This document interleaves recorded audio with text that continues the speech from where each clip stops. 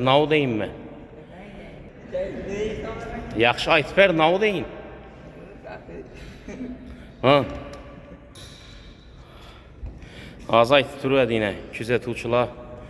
Meni küzet işte devam kılında paytınlap durur. Bu şagirdim 9. klas. İspan tərbiyə oxuyucuları üçün attestasiya və milli sertifikat cərəyanlarında Nərvanda asılıb durub ayaqlarını 90 qradus kötəriş deyən bir maşıq verilən. Azı şu maşıqı görüb ötəmiz. Koldan gəncə bunu hərəkət qılamaz, sizlərə doğru göstərib verişə. Xulası üzərinizdən boladı. İndi bu cərəyanda əsası karaladon nərsə şu ayaqını 90 qradus kötərləşi. Kollar bilən toluq asılıb duruş. Keyin ayaqlar düşüb Nərvanlı pəstinə tegib, yəni 90 qradus yukarıga kütərləşi gerek. En əsası bu. Ayaqla doğru becərilsə bu maşıqda xata olmayacaq.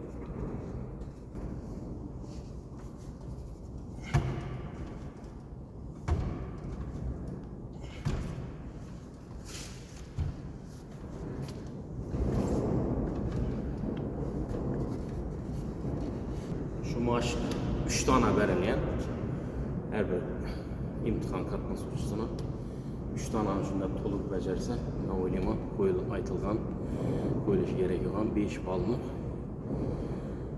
üzünü mexnətə bilən alıb bilədi.